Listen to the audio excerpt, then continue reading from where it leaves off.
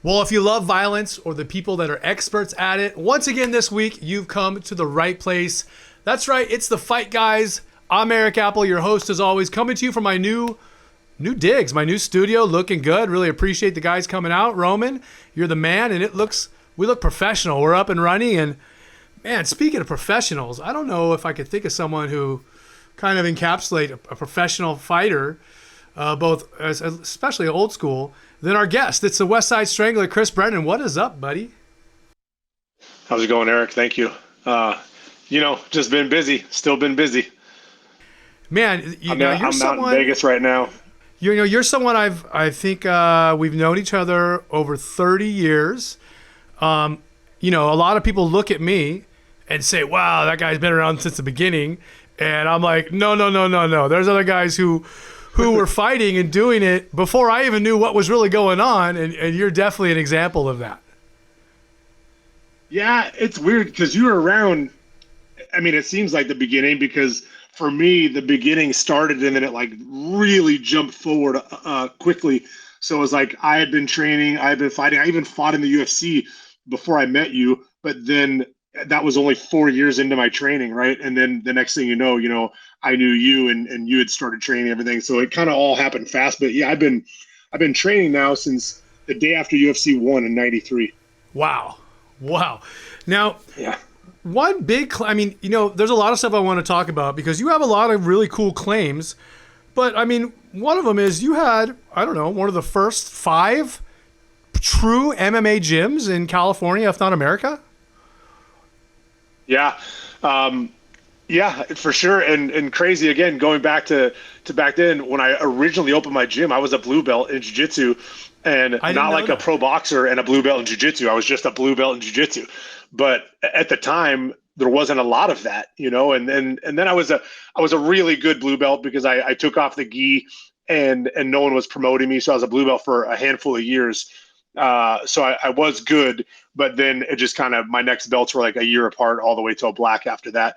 But yeah, it was my gym. I don't even know what other gyms. Militich had a gym. Like there was just not a ton of them at the time. Yeah, you're definitely like, I don't want to make you sound old, but you're a legit pioneer of the sport in California and America for sure. I'm definitely old. Now, let me ask you a question. This is kind of one of the things, I assume you're still training. I'm still training. I feel like I'm in good shape considering, how many miles we have on us, how old we are. But I feel old when I see my friends' kids who are like adults, who are like doing their own thing already, fighting already at the bar. I'm just like, wow, now I'm old. Yeah, it's wild. Both of my kids now are fighting. Lucas has been fighting. He's 11-2. We're actually sitting in Vegas right now waiting for a short notice call for this weekend or next weekend. But he's been fighting since he's 17. And then Tyler was wrestling Division I in college, won Pac-12s this year, and then he just made his amateur debut 2 weeks ago. How old is Tyler? So, just turned 24. Okay. Now, it's funny because I'm on the complete other end of the spectrum. My kid's just 3.5, and we had our first wrestling practice yesterday at Calvary Chapel. Yeah, that's you got a lot of time ahead of you, man. Honestly, it's so a lot stoked. Of fun. Yeah, it's a lot of fun, and I try to tell people, like, if you have the opportunity to get them into it and have them follow, like, I'm very lucky that both of them follow what I do. So it's been a lot of fun, and they've allowed me to continue to coach them and, not think that just because they're here and they're very good that I can't continue to coach them, you know what I mean? And they're really receptive to me coaching them. So it's been pretty awesome. Yeah, was there ever a question in your mind or in their minds that they were going to train and or fight? Did you ever wonder, or like once they were 2-3 years old, you knew it was happening? No, man, they didn't. They never started training until they were 10 and 11. They had no interest. Tyler was racing motocross, and that's how I kind of started to see you around the motocross scene, because I started training some motocross guys just to stay in the game for him because it was expensive. He was 6 or 7, and I was spending like $36,000 a year for his racing. And fortunately, I was training guys like Blake Wharton and stuff, and he was getting big bonuses. So I was getting, like, KTM was giving Tyler race bikes based off of bonuses Blake was getting.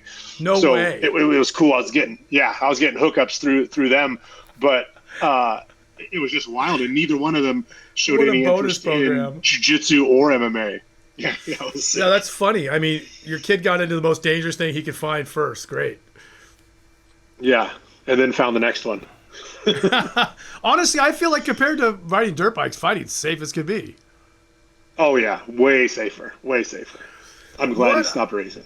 What did you ever like push your kids, or you just kind of did you expose them to it? Say, hey, if you want to come to the gym, because you have two really successful gyms in Texas, right?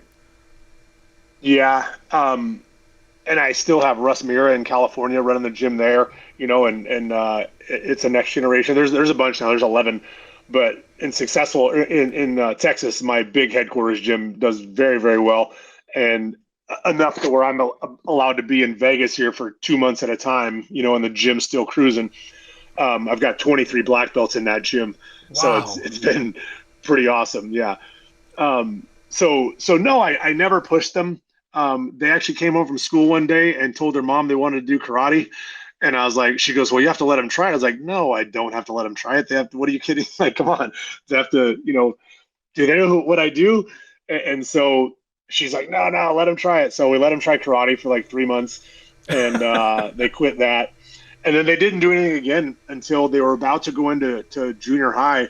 And Lucas was very soft and very, smart, books, reading, art, and not a fighter at all. And I was just like, I need you to come start doing jiu-jitsu at the gym just for self-defense reasons. You could do it twice a week and start learning. And he said, okay. And then Tyler obviously came as well. And probably a couple months in, Tyler wanted to compete and Lucas didn't. So we went to a Naga tournament and Tyler won. And on the way home, Lucas is like, when's the next one? And I told him, and he's like, I'll try it. And I was like, okay, cool. Because they were even. They were even in training every day. So Lucas is like, well, if he's winning, I can do well also. And so he started competing, and he had a rough first year. He wasn't athletic. His body was soft, and he just became can I cuss? Sorry. He just became a fucking workhorse, man. He busted his ass and got fit and got strong and got really good at jiu-jitsu and wrestling, and then just kind of continued.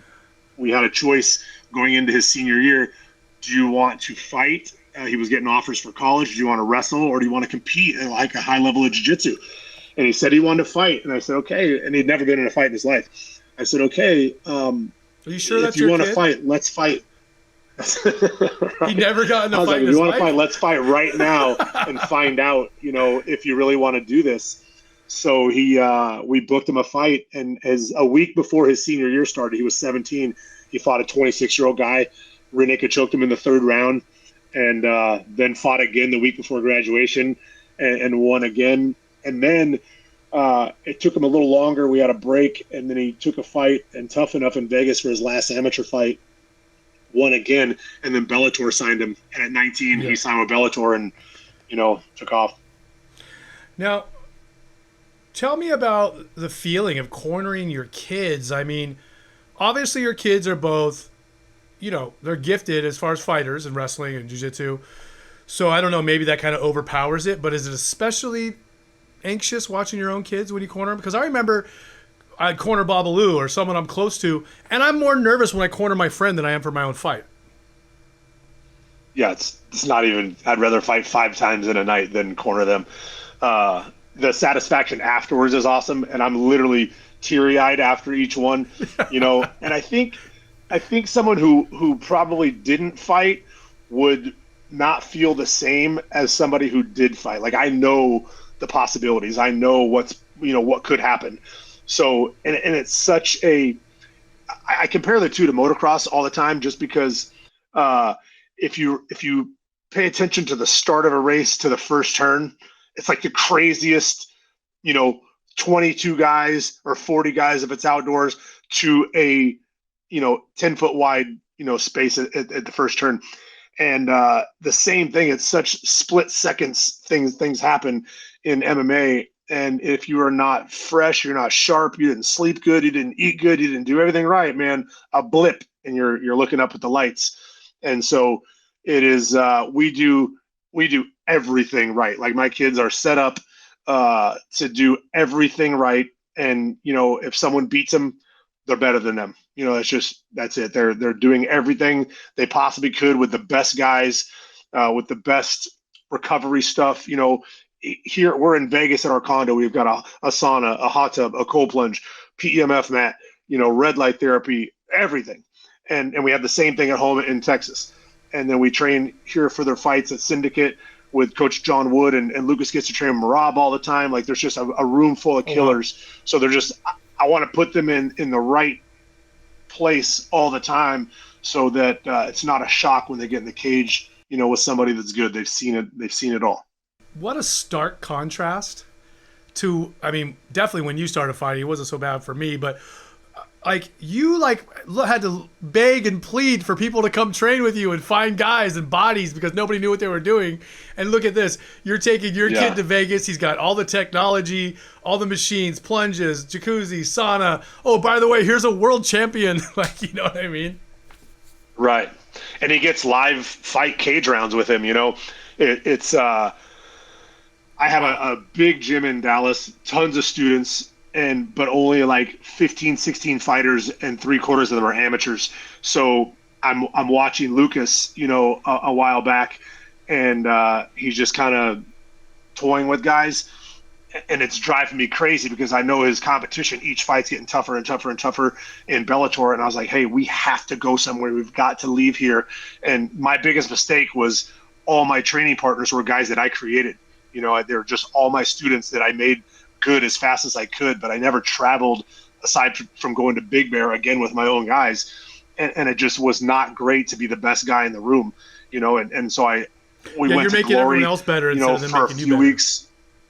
For sure. It was like a couple of times through back then, Jeremy obviously was a stud, but when it was first started, it was going through Jeremy and Tracy and Bao and Alex Sergikov, like all these guys. I was going through a couple rounds through everybody before I finally started losing, and so it was tough.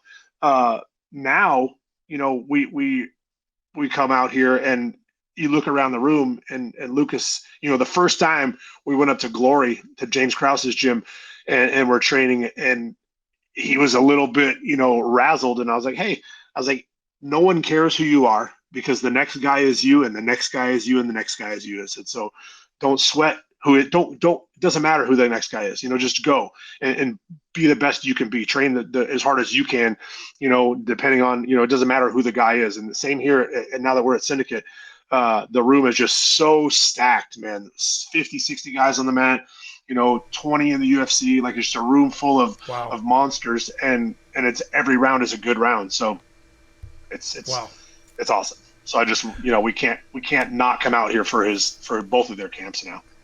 Is your kid especially good at Kimuras? Did you ever push that with him? No, man. To be honest, every time he grabs one in camp, he laughs, as he'll finish one on somebody, and he'll just be like, it's so random. He's a choker for sure. He's a back taker. Good front headlock stuff, but very good. He's got, I think, 6 first round rear naked chokes. Tyler also back taker, front headlock guy, either one, but he's a little more into the arms than Kimuras, but they're both big chokers. Are you now? As long as I've ever known you, you've been physically strong. I know for a while you kind of went through like a bodybuilding phase. So do you feel like your sons don't have the physical gifts that you were born with? And I'm not trying to knock anybody. No, for sure. I was lucky. I was very athletic. From the beginning, I did gymnastics for a long time. I was always, super athletic. I did bodybuild from 17 to 20, and I was 220 at one point. All fucking juiced up. And then 5'2", 220. 5'8". Stop it. But then, I continued after I stopped and started fighting. I continued to be strong, and I did not lift weights through my career. I was just, push-ups, pull-ups, squats, and I stayed very, very strong. Lucas started out, he wrestled through high school at 138. And again, it took him 5 years of training to become strong and to become, you know, hardened body and everything. And Tyler wrestled through high school 106, 106, 106, 126. He was tiny, got recruited into college as a 125er, and then showed up at 170. And they wrestled him at 49, 65, 65, 74, 74. And now he's 6 foot, walks at like mid 90s and fights at 170. So he lifted a lot through college and got jacked.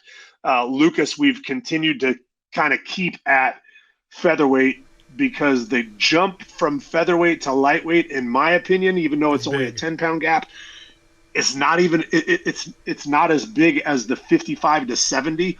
Like 55 and 70, or I'm sorry, it seems bigger. The 55 and 70 guys look closer in size than the 45 to 55 guys, because 55 there's guys, 55ers I don't know, man. There's 55ers that are my size. Brent Primus. He walks He's a around fucking monster. pounds. He's huge. Yeah, you know, and Lucas is a 75-pounder. He got to 185 for a while, and then we missed once at Bellator, and then from that point on, he's been walking at like 75. But now, with getting to where he's at now, we have to stay even closer, you know, 65 range to be able to take short notice fights. And then right now he's 57, you know, hoping something goes wrong with somebody for tomorrow or next weekend, you know, so he's within cut range now. Let me change gears for you a little bit. When you look back, or people ask you questions about your career and fighting, what are the memories, like, you know, we're almost running out of time here, but give me 1 or 2 memories. Like, what sticks out to you? Was it King of the Cage? Was it UFC? I mean, for me, it would have been Pride, because I think that's the coolest one you could have done. So what remembers? What do you remember? Pride was definitely awesome. You know, it was fantastic. But depending on how you look at it, like in King of the Cage, at one point in time, I was kind of like the guy at that weight, you know, so that was always cool to show up there and kind of be, you know, I was 3-time champ there. So I was kind of, you know, everyone knew who I was there. In Pride, treated phenomenally. It was so amazing to be over in Japan all the time and fight in front of those crowds.